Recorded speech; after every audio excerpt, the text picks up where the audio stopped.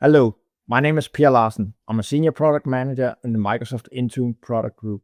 Today I will show you a short video of how to create compliance policy for your Windows device.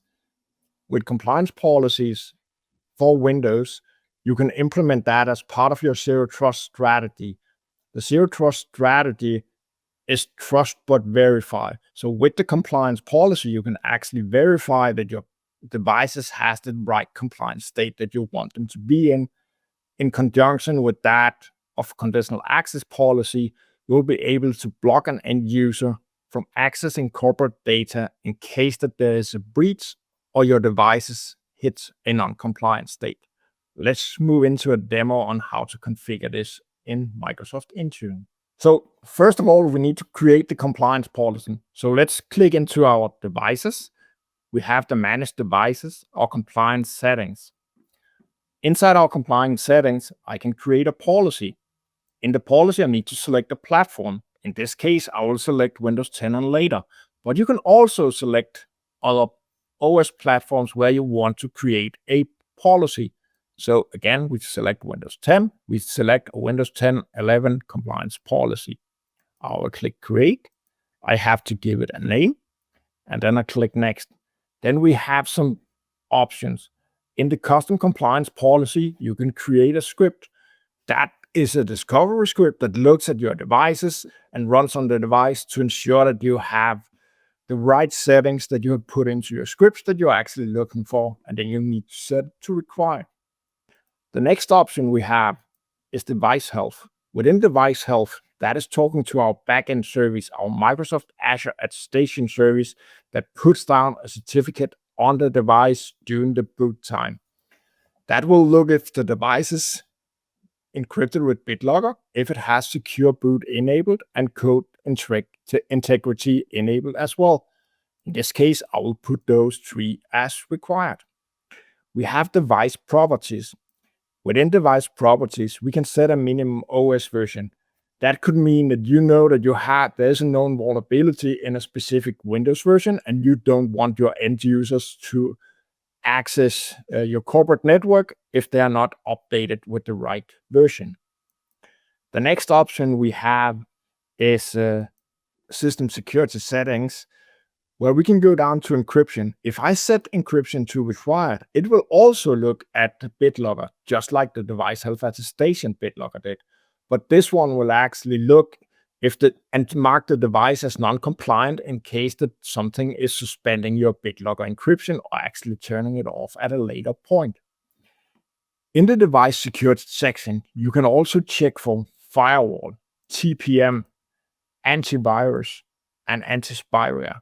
And if you have Defender in your environment, you can check if Defender anti-malware is on the device. You can check if it's updated, and then if real-time protection is turned on. If we go to the last section is Microsoft Defender for Endpoint. That is different than the rest because that is not validating the device directly. That is a service-to-service communication with the Microsoft Defender for Endpoint. So it actually looks at the risk score that the Microsoft Defender for Endpoint is setting on the device. So you can require the device to be under a certain level of risk. So in this case, I can take medium. And then if the device hits that level, it will mark the device non-compliant. We will click next to set the actions for non-compliant. You can mark the device for non-compliant immediately, or you can set it to several days afterwards. It could be 1 day, but then a bad actor has 24 hours on your device before it's being marked non-compliant, and they can still access corporate data. But if you set it to 0 within a sync from the device to our backend service in Intune, it will be marked compliance right away. You also have the option to send a mail to the end user in case a device hitting a non-compliant state. The end user will get a mail where they can see that this device is non-compliant. They will get the information about the device name, the OS version, and so on, and then they actually need to take action. I will not configure that in this demo. Then we click next. We have the scope tag where you can configure who has actually the right to change this compliance policy. Once that is done, we can go to assignment.